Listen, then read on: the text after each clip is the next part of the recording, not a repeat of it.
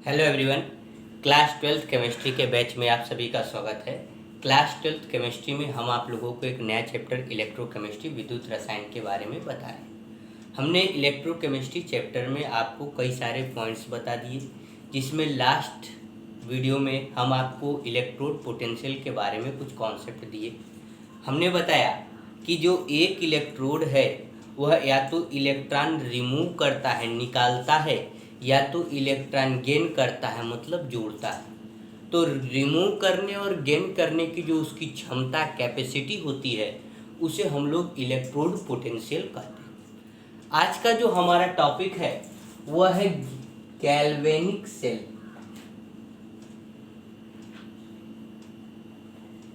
हिंदी में भी इसे गैल्वेनिक सेल ही कहते हैं, या इसका एक और नाम भी है वोल्टेइक सेल। हिंदी में इसे वोल्टीय सेल कहते हैं।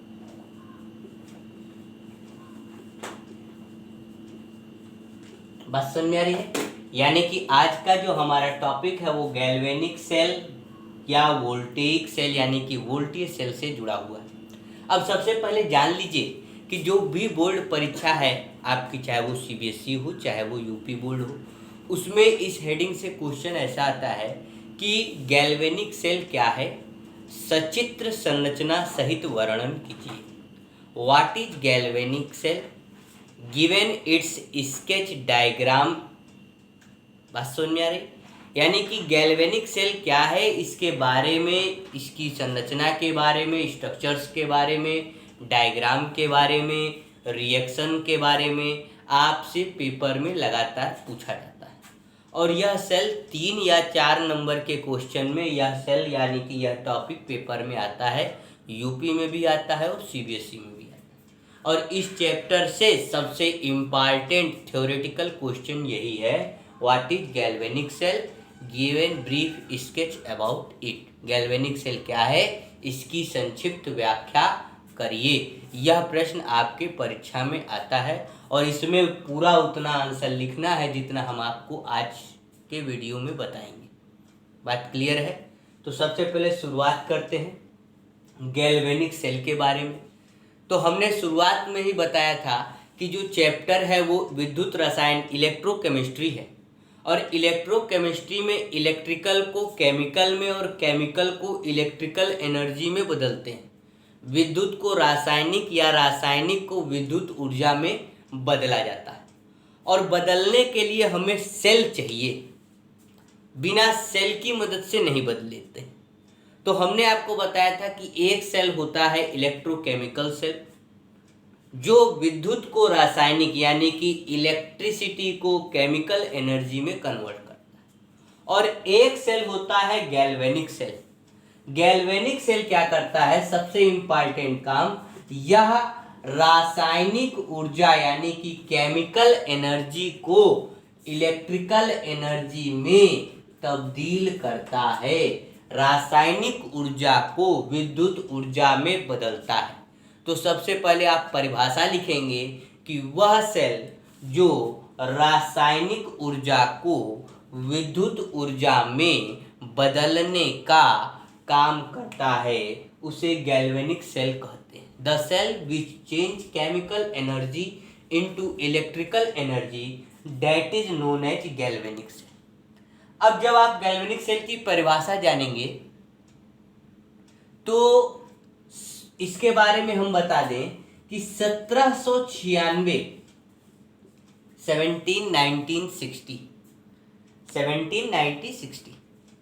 1796 में एक वैज्ञानिक थे एलिसांद्रो दी वोल्टा।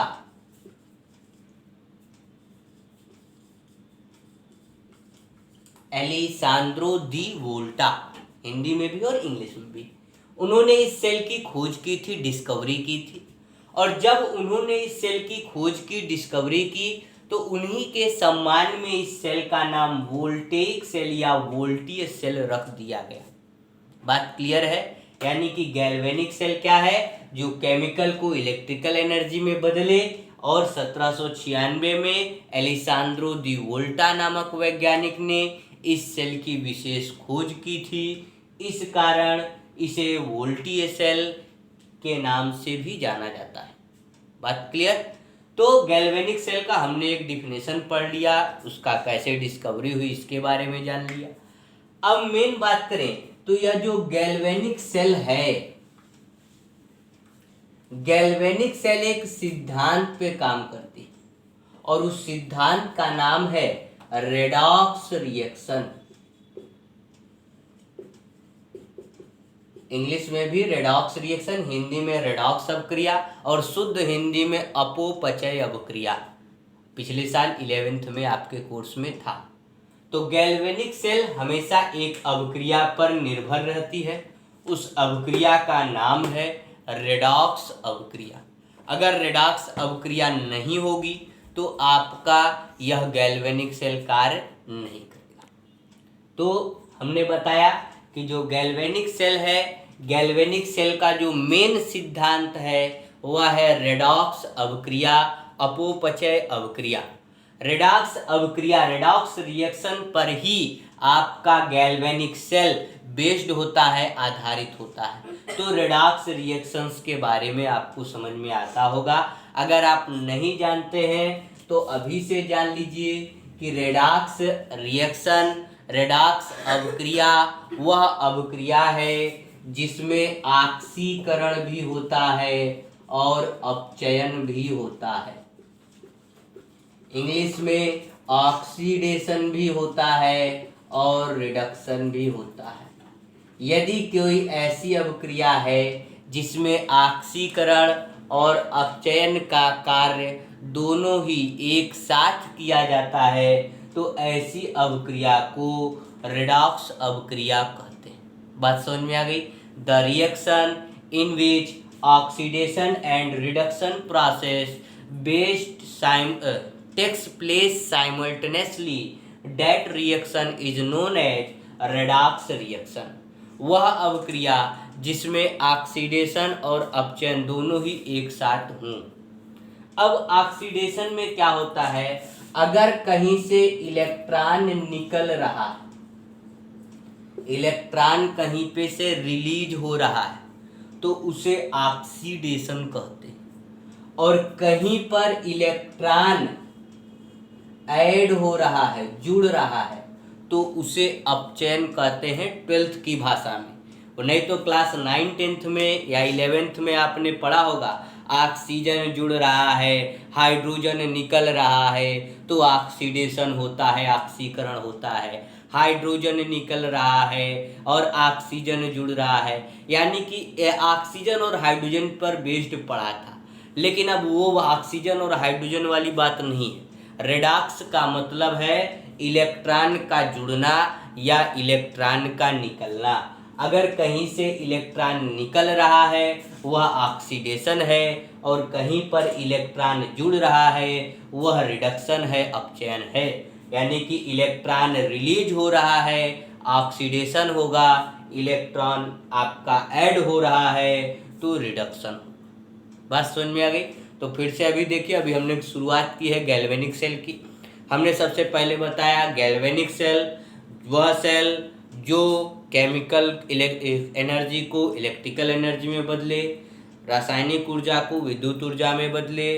वोल्टीय सेल कहते हैं, लिसांद्रो दी वोल्टा ने 1796 में खोजा था। यह सेल रेडॉक्स अवक्रिया पर आधारित है, रेडॉक्स रिएक्शन पर बेस्ड है। 3 चीज़ें आपने जान ली। रेडॉक्स रिएक्शन क्या होता है यह भी हमने बताया कि यदि ऑक्सीडेशन और अपचयन दोनों ही कार्य एक साथ हों तो उसे रेडॉक्स कहते हैं। और ऑक्सीडेशन का मतलब इलेक्ट्रॉन का निकलना और रिडक्शन का मतलब है इलेक्ट्रॉन का जुड़ना। तो यह सारी चीज़ें हमने आपको बताई। अब जब 3 चीज़ें जान गए कि भाई गैल्वेनिक सेल रेडॉक्स पर कार्य करती है, तो अब इसकी संरचना के बारे में जानेंगे। तो गैल्वेनिक सेल के अंतर्गत ध्यान दीजिए, 2 डायग्राम आपके किताब में बने हुए हैं। पुरानी किताबों में 2 डायग्राम और जो नई एनसीईआरटी है उसमें एक ही तरीके की चीज बनी हुई है। 2 कंटेनर होंगे, एक पर ये आपकी एक रॉड, दूसरे पर यह दूसरी रॉड, जिसको हम लोग केमिस्ट्री की भाषा में, हिंदी या इंग्लिश दोनों में ही इलेक्ट्रोड कहते हैं। दोनों एक दूसरे से बैटरी के माध्यम से क्या होंगी, कंबाइन होंगी, जुड़ी हुई होंगी। और इन दोनों के बीच में एक ऐसा भी जुड़ने का प्रक्रिया होगा, नली टाइप की होगी।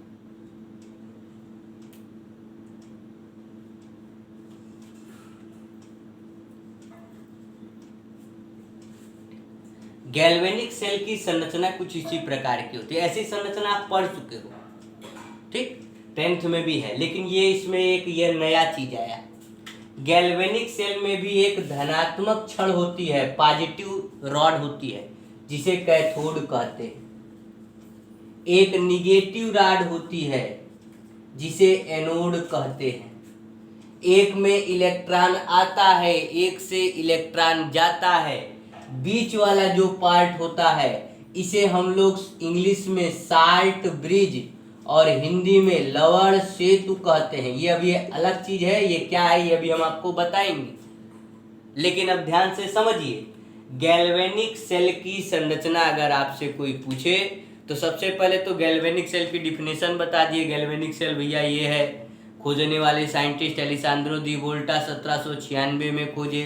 रेडॉक्स रिएक्शन पर बेस्ड है, रेडॉक्स रिएक्शन पर आधारित काम करता है।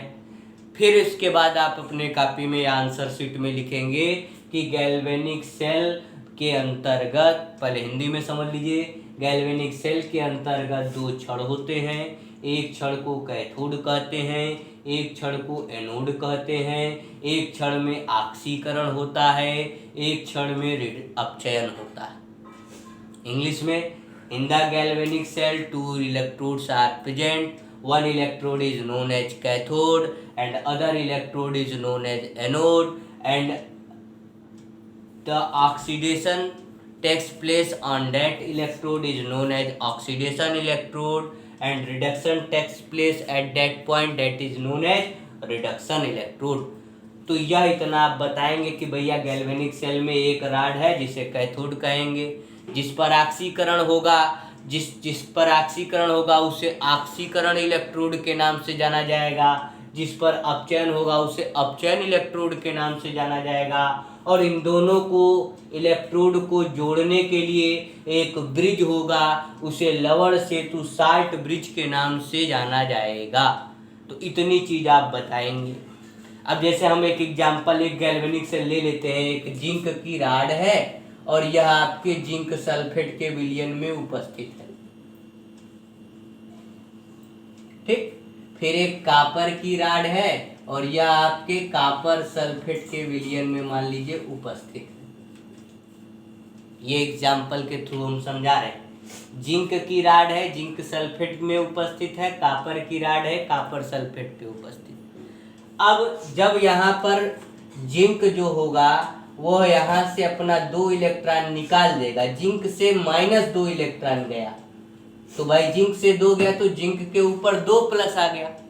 अच्छा, 2 गया तो इधर से माइनस होगा, लेकिन जब इसको पक्षांतर करेंगे, इस तरफ भेजेंगे, तो ये आपका क्या हो जाएगा, +2 इलेक्ट्रॉन। अब आप देखिए, जिंक चूंकि यहाँ अकेला है और कोई भी अकेला तत्व जो होता है उसका ऑक्सीडेशन नंबर 0 है, और यहाँ पर जिंक के ऊपर +2 का चार्ज है, तो इसका ऑक्सीकरण संख्या जो होगी वो +2 होगी। तो 0 से +2 हो गया, यानी कि ऑक्सीकरण संख्या बढ़ रही है।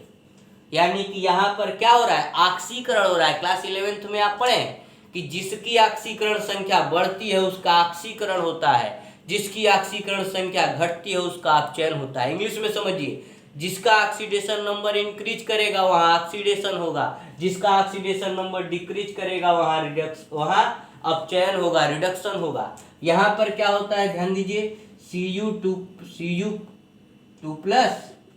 +2 इलेक्ट्रॉन। यहाँ पे क्या हुआ, देखिए Cu का जो ऑक्सीकरण संख्या है वो 2+ है, और 2+ से क्या होगी, अकेला अकेला यानी कि 0। जब भी कोई तत्व अकेला होता है तो उसकी ऑक्सीडेशन नंबर, ऑक्सीकरण संख्या 0 होती। तो गैल्वेनिक सेल में हर इलेक्ट्रोड पर अपना अपना रिएक्शन होता है, और इस रिएक्शन को, ये जो रिएक्शन हुआ अगर ऑक्सीकरण पे हुआ तो इसे ऑक्सीकरण अर्ध सेल अभिक्रिया कहेंगे। इंग्लिश में ऑक्सीडेशन हाफ सेल रिएक्शन। अगर अपचयन पर हुआ तो अपचयन अर्ध सेल अभिक्रिया कहेंगे। इंग्लिश में रिडक्शन हाफ सेल रिएक्शन। बात समझ में आ रही है? फिर से पूरा देखिए, हो सकता हो कंफ्यूज हो गए हो। गैल्वेनिक सेल एक सेल है जो केमिकल एनर्जी को इलेक्ट्रिकल एनर्जी में बदलता है। खोजने वाले अलेसांद्रो दी वोल्टा 1796। उन्होंने खोजा, खोजने के बाद बताया कि यह सेल रेडॉक्स रिएक्शन यानी कि रेडॉक्स अभिक्रिया पर काम करता है। रेडॉक्स अभिक्रिया में ऑक्सीकरण और अपचयन होता है, ऑक्सीडेशन और रिडक्शन होता है। ऑक्सीडेशन का मतलब है इलेक्ट्रॉन का निकलना, अपचयन का मतलब है इलेक्ट्रॉन का जुड़ना। ऑक्सीडेशन होने पर ऑक्सीडेशन नंबर बढ़ेगा और रिडक्शन यानी अपचयन होने पर ऑक्सीडेशन नंबर, ऑक्सीकरण संख्या घटेगी। फिर हमने बताया कि एक कैथोड होता है, एक एनोड होता है। एक से इलेक्ट्रॉन निकलते हैं, एक में इलेक्ट्रॉन जुड़ते हैं। इन दोनों पार्ट को जोड़ने वाला बीच में साल्ट ब्रिज होता है, लवण सेतु होता है। जिस इलेक्ट्रोड पे ऑक्सीकरण होगा उसे ऑक्सीडेशन इलेक्ट्रोड, ऑक्सीकरण इलेक्ट्रोड कहेंगे। जिस इलेक्ट्रोड पर अपचयन होगा उसे अपचयन इलेक्ट्रोड, रिडक्शन इलेक्ट्रोड कहेंगे। ऑक्सीकरण इलेक्ट्रोड पर कुछ अभिक्रियाएं होंगी, उन अभिक्रियाओं को ऑक्सीकरण अर्ध सेल अभिक्रिया कहेंगे। रिडक्शन जो आपका रिडक्शन इलेक्ट्रोड है, रिडक्शन इलेक्ट्रोड पर भी कुछ अभिक्रियाएं होंगी, उस अभिक्रियाओं को रिडक्शन इलेक्ट्रोड रिएक्शन या रिडक्शन अर्ध सेल अभिक्रिया, अपचयन अर्ध सेल अभिक्रिया के नाम से जाना जाएगा। इतना जब आप पूरा लिखेंगे तो आपको 3 नंबर मिलेगा। इसके बाद भी अभी हमने लवण सेतु साल्ट ब्रिज नहीं बताया, अभी हम आपको वो भी बताने वाले हैं। लेकिन यहाँ तक आपका टॉपिक क्लियर हो जाना चाहिए, समझ में आ जाना चाहिए। और ऐसा नहीं, इंग्लिश भी आपको हम बता रहे हैं, इंग्लिश में भी कई पॉइंट हमने आपको बताए हैं। तो गैल्वेनिक सेल में आपको क्या क्या लिखना है, पहले तो परिभाषा लिखनी है, डिफिनेशन, फिर अलेसांद्रो दी वोल्टा का नाम, फिर बताना है कि यह रेडॉक्स रिएक्शन पर काम करता है, फिर संरचना के बारे में, स्ट्रक्चर के बारे में बताना है कि कैथोड है, एनोड है, ऑक्सीडेशन होता है, रिडक्शन होता है। ऑक्सीडेशन वाले रिएक्शन को ऑक्सीडेशन हाफ सेल रिएक्शन, ऑक्सीकरण अर्ध सेल अभिक्रिया, और रिडक्शन वाले रिएक्शन को रिडक्शन हाफ सेल रिएक्शन, अपचयन अर्ध सेल अभिक्रिया के नाम से जाना जाता है। जब आप इतना लिखेंगे तो लगभग 1 पेज के अकॉर्डिंग हो जाएगा आपका, और डायग्राम बना देंगे तो यह आपको पूरा अंक इस टॉपिक पे मिलेगा। इसके बाद जो आपका है गैल्वेनिक सेल में ही बीच में लगाए थे हम लोग लवण सेतु साल्ट ब्रिज, उसके बारे में अभी हमने आपको नहीं बताया है।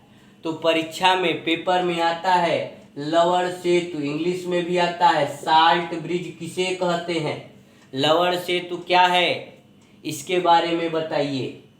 लवण सेतु क्या है इसके बारे में बताइए, या what is salt bridge, salt bridge किसे कहते हैं और इसका फंक्शन क्या है या क्या काम करता है, या इंग्लिश मीडियम और हिंदी मीडियम दोनों में ही पूछा जाता है। तो ध्यान दीजिए, इसकी परिभाषा आप क्या लिखेंगे कि गैल्वेनिक सेल में अर्ध सेलों को जोड़ने के लिए बीच में एक नली लगी होती है। इस नली को लवण सेतु साल्ट ब्रिज कहते हैं। There be a tube between the half cell of galvanic reaction. That tube joined the 2 half cell of galvanic cell. That is known as salt bridge. 2 half cell को कनेक्ट करने वाली जो tube होती है उसे लवण सेतु कहते हैं। अब इसमें भी कई सारा है लवण सेतु, जो अब जान तो गए कि गैल्वेनिक सेल के 2 हाफ सेल को जोड़ने वाला ट्यूब लवण सेतु कहलाता है, साल्ट ब्रिज कहलाता है। लवण सेतु यू आकार की नली होती है, इसी को उल्टा करके लगा दिया जाता है, और यह जो यू शेप्ड की नली होती है, यू आकार की नली होती है, यह कांच की बनी होती है। बात समझ में आ रही है? अब देखिए लवण सेतु के बारे में बता रहे हैं। यह कांच की बनी होती है और इसके अंदर KCl पोटेशियम क्लोराइड और अगार अगार विलयन भरा होता है। अगार अगार सॉल्यूशन, यह एक सॉल्यूशन होता है केमिस्ट्री का। अगार अगार सॉल्यूशन बायो वाले जानते होंगे, पेड़ों पर भी पाया जाता है प्राकृतिक तौर पे। देखे होंगे पेड़ जो है लाल लाल रंग का लाशा देते हैं, इन्हें ही अगार अगार विलयन के नाम से जाना जाता है। बात समझ में आ रही है? तो जो आपका लवण सेतु है, लवण सेतु के बारे में पहला पॉइंट हमने बताया कि यह 2 हाफ शेल को जोड़ने का काम करता है। फिर हमने बताया कि यह यू शेप्ड की नली होती है, यू आकार की नली होती है जो कांच की बनी होती है। इसके अंदर पोटेशियम क्लोराइड और अगार अगार विलयन भरा होता है। क्या करता है भैया, जब आपको अभी अभी हमने बताया कि भैया यह क्या है, 2 आपके सेल हैं, इनके बीच में लगा है, तो भैया एक से इलेक्ट्रॉन निकलेंगे और एक में इलेक्ट्रॉन पहुंचेंगे। भाई इलेक्ट्रॉन यहाँ से निकल रहा है, यहाँ से जा रहा है, और यही है आपका गैल्वेनिक सेल। इसी रास्ते से न जाएगा, तो जिस रास्ते से अगर इलेक्ट्रॉन जाएगा, यानी कि जो शार्ट ब्रिज है, उस रास्ते को अच्छा होना चाहिए ताकि इलेक्ट्रॉन आसानी से तेजी से जाए, इलेक्ट्रॉन जल्दी से पहुंच जाए। तो इलेक्ट्रॉन के रास्ते को अच्छा बनाने के लिए शार्ट ब्रिज को बीच में लगाया जाता है और लवण भर दिए जाते हैं अंदर, ताकि कोई बाहर की चीज़ें इलेक्ट्रॉन को खींच न लें। क्योंकि अगर बाहर की चीज़ें इलेक्ट्रॉन को खींच लेंगी तो इस गैल्वेनिक सेल का जो पावर है, जो जहाँ 2 वोल्ट की बैटरी है तो 1.5 वोल्ट ही देगा, तो 10 वोल्ट ही देगा। इसीलिए हर बैटरी कुछ समय बाद खराब हो जाती है। क्यों? क्योंकि उनका ये शार्ट ब्रिज गड़बड़ हो जाता है, लवण सेतु गड़बड़ हो जाता है। तो अगर परीक्षा में पूछे लवण सेतु किसे कहते हैं, तो सिंपल सा है, लवण सेतु गैल्वेनिक सेल में 2 अर्ध सेल हाफ सेल को जोड़ने का काम करता है। यू आकार की कांच की नली होती है, इसके अंदर KCl और अगार अगार विलयन भरा जाता है, अगार अगार सॉल्यूशन भरा जाता है ताकि इलेक्ट्रॉन आसानी से आ जा सके। जब इलेक्ट्रॉन आसानी से आ जाएंगे तो विद्युत धारा जाएगी, इलेक्ट्रिसिटी जाएगी और आपके सेल का परिपथ यानी कि सर्किट पूर्ण होगा। तो यह है आपका गैल्वेनिक सेल। तो आज के लिए इतना ही। अच्छा, एक पॉइंट और अभी हम बता दें कि कभी कभी कुछ जो पुरानी किताब है उसमें बताया हुआ है कि ये मान लीजिए हमने एक कंटेनर ले लिया, एक आपका कैथोड है, एक आपका एनोड है, लेकिन वहाँ साल्ट ब्रिज नहीं लगाते, वहाँ बीच में एक यंत्र, एक बीच में परत लगाते हैं जिसे हम लोग इंग्लिश में डायाफ्राम कहते हैं। काम इसका भी सब कुछ वही है, लेकिन वहाँ साल्ट ब्रिज न लगा करके बीच में क्या लगाते हैं, डायाफ्राम लगाते हैं, एक परत लगाते हैं, एक मेम्ब्रेन लगाते हैं इंग्लिश में अगर हम लोग कहें तो। डायाफ्राम और मेम्ब्रेन से भी इलेक्ट्रॉन आसानी से आ जा सकते हैं। तो ये पुरानी किताबों में यह डायग्राम है जिसको आप समझ रहे होंगे, उसमें भी यही कैथोड है, एनोड है, सब कुछ है, लेकिन 2 कंटेनर की बजाय एक कंटेनर है और बीच में क्या लगा दिया जाता है, डायाफ्राम लगा दिया जाता है। तो यह भी गैल्वेनिक सेल का ही एक प्रकार है, लेकिन यह पुरानी किताबों में है, पुराने बुक्स में है, नई बुक्स में इसके बारे में ज़्यादा चर्चा नहीं की गई। तो आज का जो आपका टॉपिक है वो इतना ही है। आज के लिए